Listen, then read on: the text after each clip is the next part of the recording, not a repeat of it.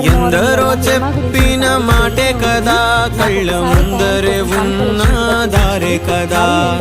కొందరే ముందన్న తీరొద్దికా, కష్టపడ్డోడికే దైవం తోడుండదా.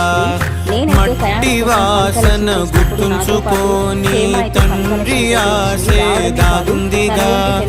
చిక్కి చితికిన విత్తనంలో వంశ వృక్షమే దాగుందిగా.